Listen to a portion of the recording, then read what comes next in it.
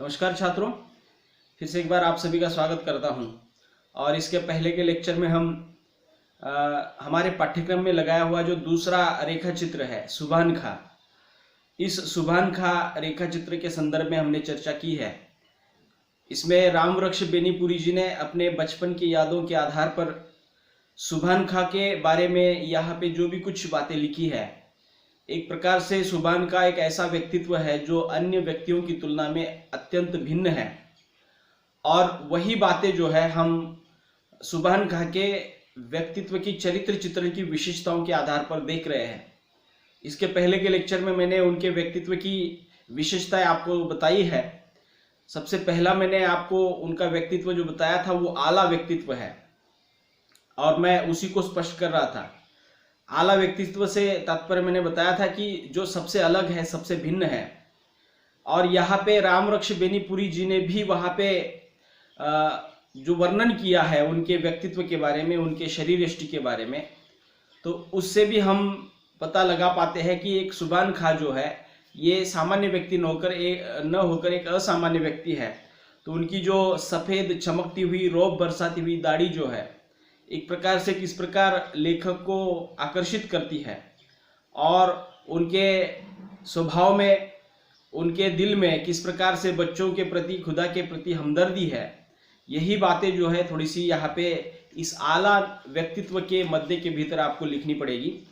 तो मुझे लगता है कि ये आला व्यक्तित्व मध्य आपके समझ में आया होगा। जो सबसे भिन्न है, सबसे अलग है, जो अपनी अलग वहाँ पे पहचान रखने वाला जो व्यक्तित्व होता है उसको आला व्यक्तित्व कहते हैं। दूसरा जो गुण है या उनके चरित्र की विशेषता कह लीजिएगा, दूसरा चरित्र चित्रण का मुद्दा है वादों के पक्के। अब देखिएगा कि सुभान खा जब वहाँ पे खुदा की तरफ जाने वाले थे, तब लेखक और सुभान खा के बीच में जब वहाँ पे चर्चा हुई थी, लेखक ने अपने बचपन की याद वो लिखी है। जब वो छोटा बच्चा जब सुभान खा को पूछता है कि तुम्हारे आपके अल्लाह कहाँ पे रहते हैं, तो वो जब उस दिशा की तरफ इशारा करते हैं, तो ये सभी बातें जब चल रही थी तब उस दौरान एक संवाद वहाँ पे आया था कि जब भी आप वहाँ पे जाओगे, वो बच्चा जो है सुभान खा को कहता है जब भी आप वहाँ पे जाओगे मेरे लिए वहाँ से छुआरे ले आना। छुआरे मतलब आप जानते होंगे, जिसको मराठी में खारीक बोलते हैं।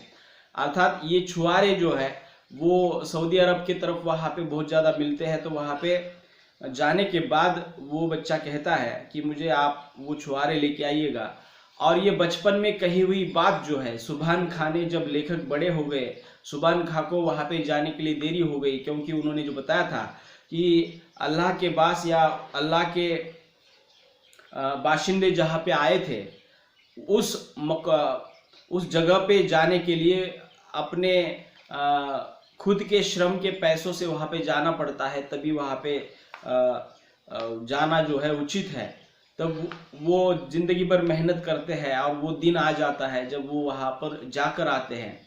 लेकिन जाने के बाद भी, बहुत सारे बरसों के बाद भी सुभान खा जो है उस बच्चे को दिया हुआ वादा जो है नहीं भूले थे, और उस बच्चे के वादे के अनुसार वहाँ से वो छुआरे जो है लेके आते हैं। और वो छोटे बच्चे ने कहा था कि मैं 12 से कम नहीं लूँगा, अर्थात 12 छुआरे आप मेरे लिए लाइएगा। तो बस सुभान दादा जो है वो जैसे ही छुआरे लाते हैं, लेखक अब बड़े हो गए हैं, वो छोटा बच्चा बड़ा हो गया है, अब वो सुभान दादा जो है उनको वो पहुंचा देते हैं।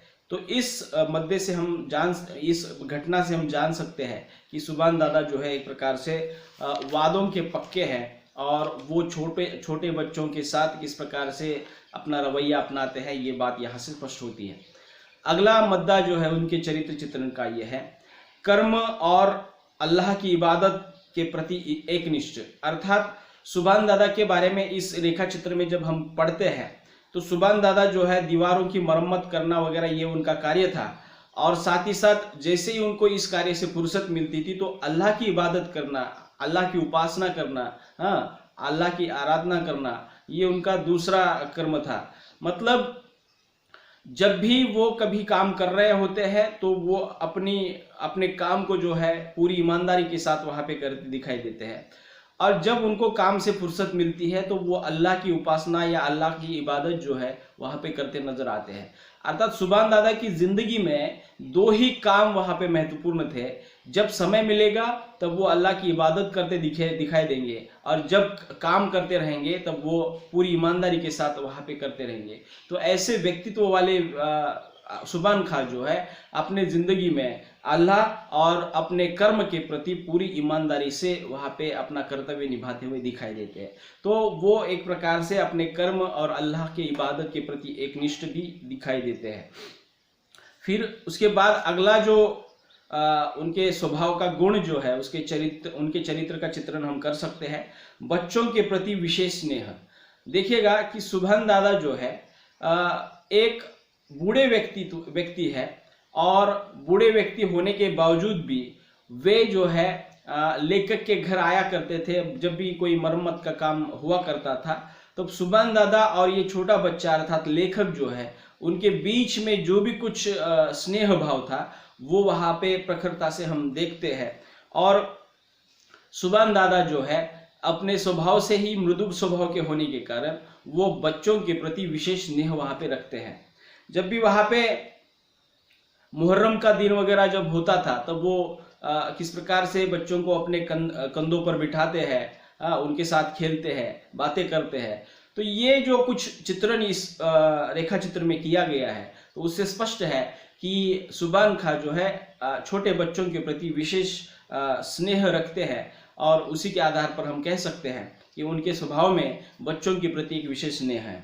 तो अगला जो मुद्दा है उनके स्वभाव का वो है हिंदू मुस्लिम एकता के पुरोधा।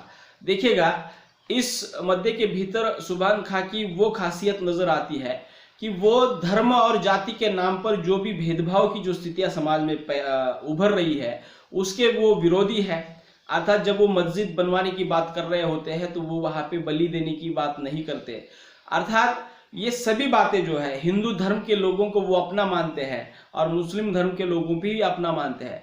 तो उनका जो भी बर्ताव है वो बर्ताव मात्र इतना ही है कि वो कोशिश करते हैं कि किसी प्रकार जो है हिंदू और मुस्लिम लोगों में एकता बनी रहे। जब भी वहाँ पे मस्जिद का शुभारंभ हुआ था तो वहाँ पे बहुत सारे हिंदुओं को उन्होंने न्योता दिया था, और उनको उनके लिए खास जो है पकवान जो है बने हुए थे, खाने की व्यवस्था की गई थी। तो इस प्रकार से सुभान दादा जो है एक धर्म के नाम पर जो समाज में फैल रही जो भेदभाव की नीति जो है उसको वो तोड़ना चाहते हैं, और हिंदू मुस्लिमों लोगों के बीच में वो एकता स्थापित करना चाहते हैं। तो यही बात जो है हम इस मुद्दे के भीतर वहाँ पे लिख सकते हैं, या उनके बारे में कह सकते हैं कि वो हिंदू मुस्लिम एकता के पुरोधा है। और पुरोधा मतलब वो सबसे आगे है। अगर हिंदू और मुस्लिम लोगों में एकता लानी है तो सबसे पहले वो आगे आ जाते हैं। तो इस प्रकार से हम उनके उस व्यक्तित्व के गुण को जो है वहाँ पे समझ सकते हैं। अगला मुद्दा जो है उनके चरित्र का देखिएगा विनम्रता और सज्जनता। अर्थात सुभान दादा इतने ईमानदार है, इतने विनम्र है, विनयशील है, सज्जन भी है, क्योंकि उनके अंदर जो है किसी के प्रति द्वेष नहीं है, किसी के प्रति ईर्ष्या नहीं है, किसी के प्रति वो गुस्सा नहीं करते। अर्थात वे इतने विनम्र है और अपना काम और अपना अल्लाह जो है इसके बगैर वो ज्यादा कुछ सोचते नहीं है। अर्थात ये इसलिए उनके बारे में हम कह सकते हैं कि एक विनम्र व्यक्तित्व है, और साथ ही साथ उनमें सज्जनता के सभी लक्षण वहाँ पे मौजूद है। सज्जन मतलब जो इंसान जो है अपनी जिंदगी में किसी की भी बुराई न करता हो या किसी के बारे में बुरा नहीं सोचता हो, ये वह इंसान सज्जन होता है। और विनम्रता की बात अगर की जाए तो किसी के भले ही वो छोटे उम्र का हो, बड़े उम्र का हो, सुभान दादा जो है उनके प्रति स्नेह भाव से विनयशीलता के साथ ही पेश आते हैं। तो इस आधार पर हम कह सकते हैं कि सुभान दादा एक विनम्र और सज्जन व्यक्ति है। तो इनके स्वभाव की विशेषता वहाँ पे विनम्रता और सज्जनता बन जाती है। अगला मुद्दा जो है उनकी चारित्र की विशेषता है ईमानदारी। अब देखिएगा इसके पहले भी ये बात आ गई है कि सुभान दादा के जीवन में दो ही चीज़ें महत्वपूर्ण थी, एक तो अल्लाह की इबादत करना और जो अपना पेशेवर काम है वो जो दीवारों की मरम्मत करने का वगैरह जो काम होता है वो पूरी ईमानदारी के साथ करते हैं। अर्थात अब उनके ईमानदारी की चर्चा जो है पूरे मोहल्ले में फैल गई थी, तो इस वजह से सुभान दादा को जो है बड़े बड़े झगड़ों को सुलझाने के लिए, बड़े बड़े जो भी कुछ घटनाएं घटित होती है उसको सुलझाने के लिए एक न्याय की रूप में अर्थात पंच के रूप में उनको वहां पे बुलाया जाता था। और सुभान दादा जो है उस पंचक्रोशी में अर्थात आसपास के पास के गांव में वो इतने मशहूर थे कि उनके ईमानदारी पर सभी को भरोसा था। अर्थात जब वो किसी घटना के बारे में या किसी मुकदमे के बारे में कोई फैसला सुनाते थे वो सबको मान्य रहता था, क्योंकि सभी को पता था कि यह इंसान जो है किसी के बारे में वो पक्षपात नहीं करेगा, अर्थात किसी को अपने साथ लेकर या किसी को दूसरे के ईर्ष्या के साथ वो फैसला नहीं सुनाता। तो इस वजह से ये हम कह सकते हैं कि उनके अंदर जो है वो ईमानदारी का भी एक पक्ष है जो लोगों ने मान लिया था।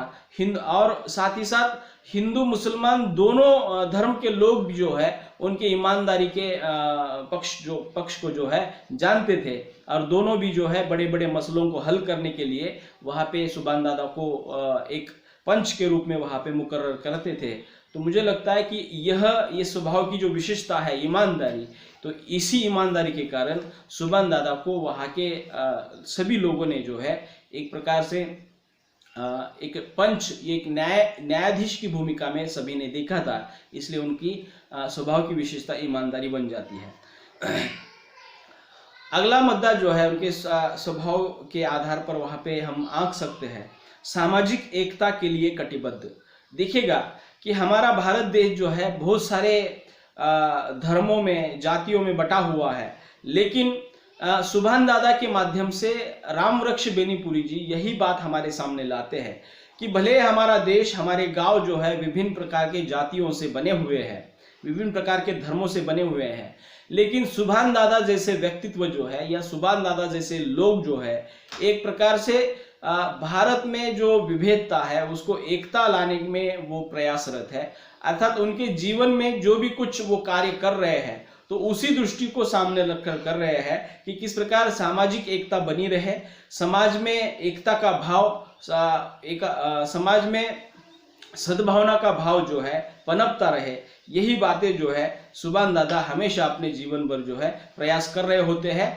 अर्थात मुझे बताना यह है कि सुभान दादा जो है सामाजिक एकता के लिए निरंतर वो कटिबद्ध है, समाज में फैली हुई विविधता को वो नष्ट करना चाहते हैं। अपने आचार से, विचार से सुभान दादा जो है वहाँ पे वो सभी सामाजिक एकता के लिए वो सभी गतिविधियां करते हैं। तो इस तरह से सामाजिक एकता के लिए वो कटिबद्ध है। अगला मुद्दा जो है अहिंसा के समर्थक है। अब ये देखेगा कि इस मुद्दे के भीतर भी वो बातें रेखा चित्र में आ गई है कि जब मस्जिद बनकर पूरी हो रही थी तब वहाँ पे मस्जिद अगर शुरू हो रही है तो वहाँ पे इस्लाम धर्म की जो मान्यता है तो कहा जाता है कि गाय की कुर्बानी वहाँ पे दी जानी चाहिए। तो इस्लाम धर्म के लोग उस बात पर अड़े थे कि मस्जिद अगर बन रही है तो वहाँ पे गाय की कुर्बानी देनी पड़ेगी। लेकिन अहिंसा के समर्थक सुभान दादा होने के कारण वो अपने धर्म के लोगों को समझाते हैं कि मैंने कुरान पढ़ी है और कुरान में गाय की हिंसा करना या गाय की कुर्बानी देना कहीं पर भी बात नहीं लिखी है, तो मैंने कुरान पढ़ी है, आप कुर्बानी वहाँ पे नहीं दे सकते। तो मस्जिद जो बनवाई थी सभी मुसलमान भाइयों के लिए बनवाई थी और सभी मुसलमान भाई जो है वहाँ पे गाय की कुर्बानी चाह रहे थे, लेकिन सुभान दादा जो है अहिंसा के समर्थक होने के कारण अर्थात हिंसा उनके जहन में न होने के कारण वे जो है गाय की कुर्बानी को वहाँ पे नकारते हैं और लोगों को समझाते हैं कि अगर आपको गाय की कुर्बानी देनी है तो सबसे पहले मेरे ऊपर से आपको गुजरना पड़ेगा, मैं दरवाजे पर ही बैठूंगा, अर्थात मेरी लाश से आपको गुजरना पड़ेगा। तो ये जो कुछ वो अपना रवैया जो अपनाते हैं तो सभी लोग जो है मान लेते हैं, तो वहाँ पे गाय की कुर्बानी नहीं दी जाती और मस्जिद भी शुरू हो जाती है। तो इस प्रकार से हम मान सकते हैं कि वे अहिंसा के समर्थक है। तो सुभान दादा के बारे में अगला जो स्वभाव की विशेषता है वो है कुरान के अध्येता, अर्थात कुरान इस्लाम धर्म का एक धर्म ग्रंथ है, आप जानते होंगे। तब इस कुरान को जो है उन्होंने पढ़ा है और किस प्रकार से उस कुरान में जो है समाज के लिए जो भी कुछ आदर्शवत बातें जो है या समाज के संतुलन को बनाए रखने के लिए किस प्रकार से मनुष्य ने अपने रवैये या अपना जो जीवन यापन जो है किस प्रकार से करना चाहिए, यही बातें उन्होंने पढ़ी है और उसी के आधार पर वे आचरण करते हुए दिखाई देते हैं। और उसका परिणाम ये हो जाता है कि कुरान पूरी के पूरी पढ़ी होने के कारण वे अपने संबंधित जितने भी लोग हैं, अपने गांव के जितने भी लोग हैं, उनको भी वो सीख जो है वो दे देते हैं। अर्थात कुरान के अध्येता होने के कारण उन्होंने समाज में कुरान में लिखी हुई समाज के विकास की बातें जो है वहाँ पे लोगों के सामने उन्होंने लाई और सामाजिक एकता के लिए कुरान किस प्रकार से काम करता है या कुरान की बातें कितनी महत्वपूर्ण है, यही बातें जो है वो अपने जीवन भर के पूरी जिंदगी में वो लोगों को बताते हैं। फिर उसके बाद अगला जो उनके स्वभाव का मुद्दा है वो है हताश एवं भाव विभोर। देखिएगा सुभान दादा जो है जब उनके गांव में जब मस्जिद बनी हुई थी और उस मस्जिद का शुभारंभ करना था, तो समाज के भीतर जो उनके समाज के जितने भी लोग हैं वो जो गाय की कुर्बानी वहाँ पे चाह रहे थे। तो सुभान दादा जो है अत्यंत हताश हो जाते हैं, भाव विभोर हो जाते हैं कि क्या सही में ऐसा है क्या कुरान में। तो वो लोगों को बताने की कोशिश करते हैं, लोग मानते नहीं हैं, लोग हिंसा पर उतर आते हैं। फिर भी सुभान दादा जो है अपने व्यक्तित्व के आधार पर, अपने इच्छा शक्ति के आधार पर लोगों को अच्छी तरह से समझाते हैं। वो ठान लेते हैं कि मैं यहाँ पे गाय की कुर्बानी नहीं होने दूंगा। तो एक प्रकार से वहाँ पे वो हताश हो जाते हैं कि लोग जब मान नहीं रहे हैं तो वो हताश हो जाते हैं, थोड़ा सा भाव विभोर हो जाते हैं। उनको वो चिंता सताने लगती है कि आज के नए पीढ़ी के लोग किस प्रकार से बड़े लोगों की बातें जो है नहीं मानते हैं। तो इस बात से भी वो थोड़ा सा भाव विभोर हो जाते हैं। तो मुझे लगता है कि ये भाव विभोर और हताश होने की जो प्रवृत्ति है वो नैसर्गिक प्रकार से उनके भीतर मौजूद है, क्योंकि उनको लगता है कि मनुष्य ने अपना जीवन जो है अत्यंत सहज रूप से जीना चाहिए। अगर उसमें हम आडंबर की बातें या बहुत सारे छलवे की बातें जो है हम करते रहेंगे तो वो जीवन जो है बहुत समस्यापूर्ण बन जाता है। तो इस वजह से भी वो हताश एवं भाव विभोर हो जाते हैं। तो उन्होंने अपने कर्म से ये दिखाने की कोशिश की है कि किस प्रकार से मनुष्य जो है सहज और सामान्य तरीके से जीवन जीते हुए आनंदी रह सकता है। तो ये बातें जो है उनके इस मुद्दे के आधार पर हम वहाँ पे स्पष्ट कर सकते हैं। अगला और अंतिम मुद्दा जो है उनके व्यक्तित्व में दिखाई देता है वो प्रेम के पुरोधा है। प्रेम के पुरोधा से तात्पर्य क्या है कि वो लोगों के सामाजिक एकता के पुरोधा होने के साथ साथ प्रेम के पुरोधा है। अर्थात लोगों के बीच में एक दूसरे के प्रति स्नेह भाव निर्माण हो, लोगों के बीच में एक दूसरे के प्रति प्रेम भाव निर्माण हो।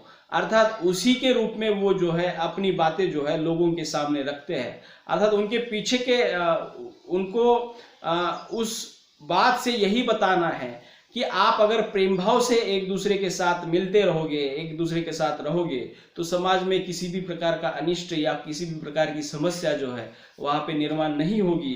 तो इस तरह से सुभान दादा जो है एक प्रेम के पुरोधा के रूप में वहाँ पे सामने आ जाते हैं। पुरोधा से तात्पर्य सबसे अगुआ या सबसे पहले वो प्रेम को मान्यता देते हैं। अर्थात समाज में जितना प्रेम बढ़ता जाएगा समाज का संतुलन उतना ही वृद्धिंगत होता जाएगा और समाज जो है अच्छी तरह से वहाँ पे अपना जीवन यापन करता दिखाई देगा।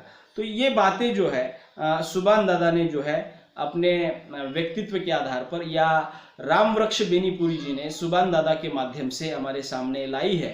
तो ये जो रेखा चित्र है एक प्रकार से भारतीय परिदृश्य को लेकर लिखा हुआ दिखाई देता है। उसके पीछे की वजह यह है कि भारत देश में बहुत सारे धर्म के, बहुत सारी जातियों के लोग हैं। तो इस प्रकार के रेखा चित्र के माध्यम से रामवृक्ष बेनीपुरी जी यही बताना चाहते हैं कि भले हमारे देश में बहुत सारी जाति के, बहुत सारे धर्म के लोग हो, वो गांव-गांव में, शहरों में बसे हुए दिखाई देते हो, लेकिन जैसे जैसे काल बदल रहा है कि एक ज़माना ऐसा था कि हिंदू और मुस्लिम जो है, हिंदुओं के त्यौहार मुस्लिम किया करते थे और मुस्लिमों के त्यौहार जो है हिंदू किया करते थे। ये जो कुछ स्थितियां बनी हुई थी, अब जैसे जैसे काल बदल रहा है वैसे वैसे थोड़ा सा इसमें अंतर दिखाई दे रहा है, अर्थात हम धर्मांध होते जा रहे हैं। तो ये धर्मांधता की जो बातें हैं उसको समाप्त करने के लिए सुभान खां जैसे रेखा चित्र की हमारे समाज को जरूरत है। तो रामवृक्ष बेनीपुरी जी इस रेखा चित्र के माध्यम से यही बात बताना चाहते हैं कि भले ही हम अनेक जातियों में, अनेक धर्मों में बटे हुए हो, लेकिन हम है तो हिंदुस्तानी, हम है तो भारतवासी। अर्थात एकता के सूत्रों को अगर हमें देखना है तो हमें इस प्रकार के गांव को देखना पड़ेगा, इस प्रकार के व्यक्तित्व सुभान खां को देखना पड़ेगा।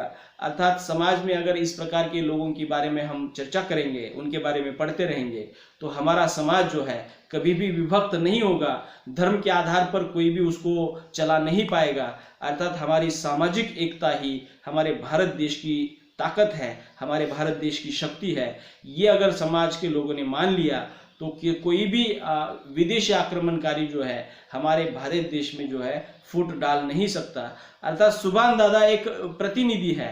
सुभान दादा के माध्यम से रामवृक्ष बेनीपुरी जी यही बात बताना चाहते हैं कि हमें भले ही भारत की कितने भी प्रगति हो जाए या कितना भी विकास हो जाए, लेकिन हमें एक भारतवासी के रूप में ही वहाँ पे अपना जीवन यापन करना है, न कि किसी के बहकावे में आकर ये जो दंगे फसाद जो चल रहे होते हैं, मारकाट चल रही होती है, खून बहता है, धर्म के नाम पर जो भी बहुत सारी गतिविधियाँ होती है, तो इन गतिविधियों से हमें बचना होगा।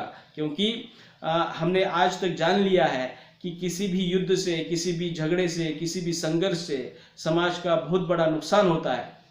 और अगर हमें उससे बचना है तो हमें प्रेम भाव से रहना पड़ेगा, एकता के सूत्र के साथ रहना पड़ेगा, और तभी जाकर हमारा भारत जो है एक दिन जो है बहुत बड़े स्थान पर वहाँ पे महासत्ता के रूप में स्थापित हो जाएगा। तो इस तरह से ये सुभान खां नामक रेखा चित्र में रामवृक्ष बेनीपुरी जो है अपनी बातें वहाँ पे रखते हैं और सुभान खां के माध्यम से वह भारत देश को एकता के सूत्र में पिरोने की कोशिश करते हैं। तो ये सुभान खां नामक रेखा चित्र जो है मैंने आपके सामने प्रस्तुत किया है। मैं समझता हूँ कि आपको इन मुद्दों के सहारे वो बातें सभी समझ में आ जाएगी। और साथ ही साथ अगर नहीं समझ में आता है तो हमारे लाइब्रेरी में जो किताब उपलब्ध है साहित्य रत्न नामक, उसको आप क्या कर लीजिएगा कि लाइब्रेरी से ले लीजिएगा और उसको अपनी ओर से भी पढ़ने की कोशिश कीजिएगा। मैंने जो बातें बताई है और यहाँ पे जो लिखी गई है, दोनों का अगर मेल करेंगे तो मैं ऐसा आपको विश्वास देता हूँ कि वो सभी बातें लगभग यही कह रही है जो मैं अभी बता रहा था। तो इस तरह से ये सुभान खां नामक दूसरा जो पाठ है हमारा समाप्त होता है। तो अगले लेक्चर में हम अगला पाठ लेकर आएंगे। तब तक के लिए रुकते हैं। धन्यवाद।